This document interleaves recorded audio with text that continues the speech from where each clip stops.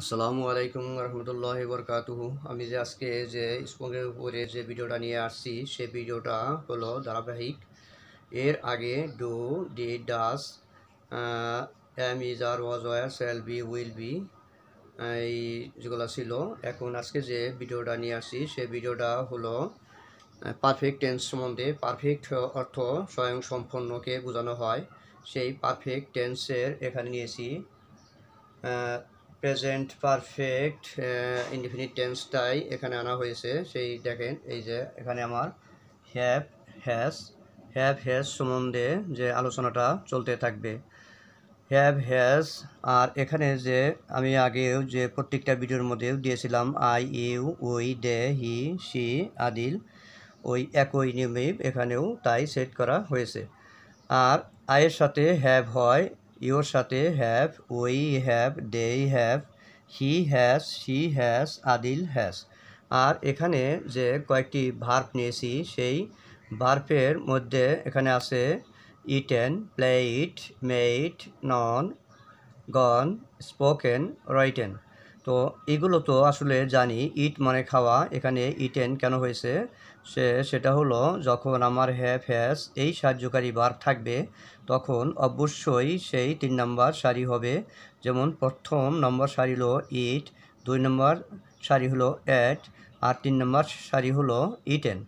তো অনুরূপভাবে played, make, made, know, none, go and gone, speak, spoken, write, wrote, written। এই ছিল আজকের যে বার্বগুলো।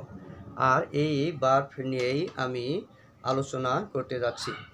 তো এখানে খুবই সহজ বিষয়গুলা। প্রথমে আমাকে যে সাহায্যকারী ভার্বটা, সেই অক্সিলারি ভার্ব বলি, সাহায্যকারী ভার্ব বলি বা হেল্পিং ভার্ব বলি, সেই ভার্বের উপর নির্ভর করবে আমার এই সকল কার্যকলাপগুলো। যেমন এখানে ইট তো এখন আর হবে না, এখানে অ্যাটও হবে না, সেখানে 3 নম্বর সারি আনতে হবে, সেটা হলো ইটেন। এই ইটেন আনতে হবে।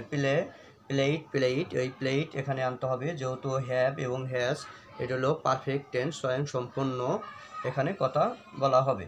তা আমি ওদিকে আর না গিয়ে আমি কথাগুলোকে সংক্ষিপ্ত আকারে করছি। সেটা হলো আয়ের সাথে হ্যাভ হবে I have, you have, we have, they have, he has, she has, Adil has. Has হচ্ছে কি এর সাথে আদিল, হি, সি, আর বাকিগুলো কি হচ্ছে হ্যাভ হইতেছে, হ্যাভ। তো এখানে হ্যাভ নিয়ে কথা বলছি আয়ের সাথে, হ্যাভ নিয়ে কথা বলছি ওর সাথে, হ্যাভ উইয়ের সাথে, হ্যাভ ডের সাথে, has he, has she, has Adil. এগুলোকে আমি আবার প্রত্যেকটা সেন্টেন্সকে affirmative, negative, interrogative, negative, interrogative, affirmative এইভাবেও আবার আমি নিচে সাজায় রেখেছি। তো শুরু করা যাক কীভাবে আমি এই সেন্টেন্সগুলো তৈরি করব। তো 1 নম্বর, যেমন এখানে আছে আই হ্যাভ, আমি এই যে কোনো একটা ওয়ার্ড যদি এখানে আনি সেটাই এখান গ্রহণ করবে। তো আই হ্যাভ ইটেন, আমি খেয়েছি। আই হ্যাভ প্লেড, আমি খেলেছি। আই হ্যাভ মেড, আমি তৈরি করেছি। আই হ্যাভ নোন, আমি জেনেছি। আই হ্যাভ গন, আমি গিয়েছি। আই হ্যাভ স্পোকেন, আমি কথা বলেছি। আই হ্যাভ রাইটেন, আমি লিখেছি। তাহলে ইউ হ্যাভ ইটেন, তুমি খেয়েছো। ইউ হ্যাভ প্লেড, তুমি খেলেছো। ইউ হ্যাভ মেড, তুমি তৈরি করেছো। ইউ হ্যাভ নন, তুমি জেনেছো। ইউ হ্যাভ গন, তুমি গিয়েছো। ইউ হ্যাভ স্পোকেন, তুমি কথা বলেছো। ইউ হ্যাভ রাইটেন, তুমি লিখেছো। উই হ্যাভ ইটেন, আমরা খেয়েছি। উই হ্যাভ প্লেড, আমরা খেলেছি। উই হ্যাভ মেড, আমরা তৈরি করেছি। উই হ্যাভ নন, আমরা জেনেছি। উই হ্যাভ গন, আমরা গিয়েছি। উই হ্যাভ স্পোকেন, আমরা কথা বলেছি। উই হ্যাভ রাইটেন, আমরা লিখেছি। দে হ্যাভ ইটেন, তারা খেয়েছে। দে হ্যাভ প্লেড, তারা খেলেছে। দে হ্যাভ মেড, তারা তৈরি করেছে। দে হ্যাভ নন, তারা জেনেছে। দে হ্যাভ গন, তারা গিয়েছে। দে হ্যাভ স্পোকেন, তারা কথা বলেছে। দে হ্যাভ রাইটেন, তারা লিখেছে। হি হ্যাজ, এখন হ্যাভ না হয়ে হ্যাজ হবে, এটা সূত্র। হি হ্যাজ ইটেন, সে খেয়েছে, হি হ্যাজ ইটেন সে খেয়েছে, হি হ্যাজ প্লেড সে খেলেছে, হি হ্যাজ মেড সে তৈরি করেছে, হি হ্যাজ নন সে জেনেছে, হি হ্যাজ গন সে গিয়েছে, হি হ্যাজ স্পোকেন সে কথা বলেছে, হি হ্যাজ রাইটেন সে লিখেছে। তো হি এবং শি এর মধ্যে পার্থক্য স্ত্রী এবং স্ত্রী এবং পুরুষ, সেটা হি এবং শি এটা আমরা আগে থেকে জানি, আমি এদিকেও সময় নষ্ট করছি না। যে আদিল হ্যাজ ইটেন আদিল খেয়েছে, আদিল হ্যাজ প্লেড আদিল খেলেছে, আদিল হ্যাজ মেড আদিল তৈরি করেছে, আদিল হ্যাজ প্লেড আদিল খেলেছে, আদিল হ্যাজ নন আদিল জেনেছে, আদিল হ্যাজ গন আদিল গিয়েছে, আদিল হ্যাজ স্পোকেন আদিল কথা বলেছে, আদিল হ্যাজ রাইটেন আদিল লিখেছে।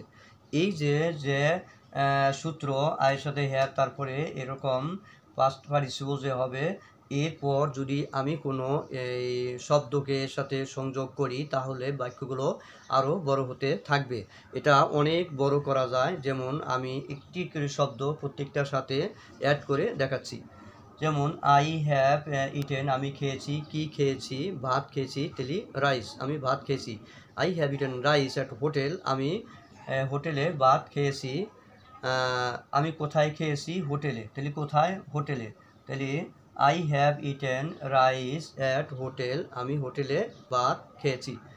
তাহলে I have played football on the field আমি মাঠে ফুটবল খেলেছি। I have made a cake আমি একটি কেক তৈরি করেছি। আই হ্যাভ নন হি আমি তাকে চিনেছি বা তাকে জেনেছি। I have gone at home আমি বাড়িতে গিয়েছি।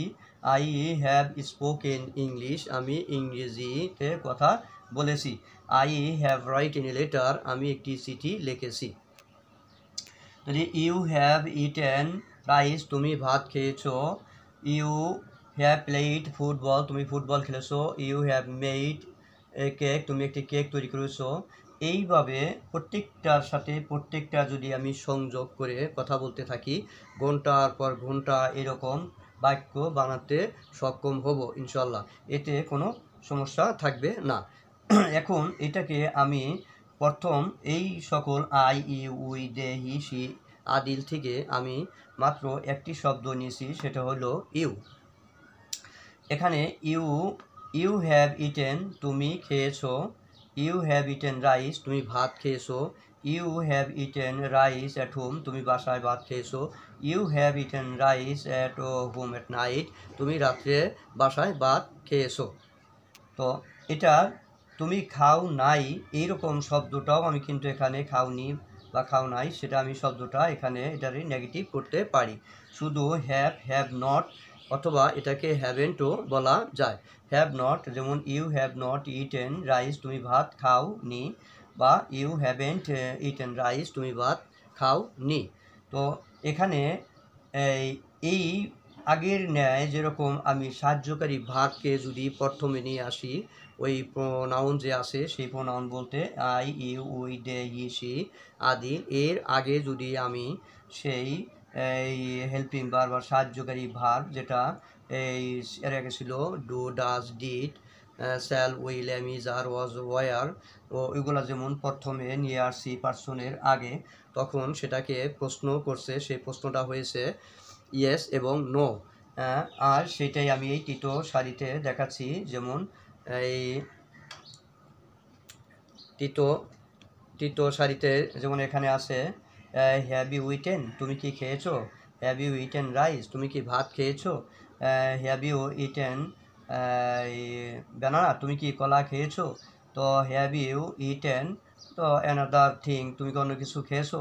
তাহলে এই যে হ্যাভ আগে আনার পর এটাকে প্রশ্নবোধক চিহ্ন ব্যবহার করা হয়েছে, আর সেটা এইভাবে হলো। তো হ্যাভেন্ট ইউ ইটেন তুমি কি খাওনি। হ্যাভেন্ট ইউ ইটেন রাইস তুমি কি ভাত খাওনি।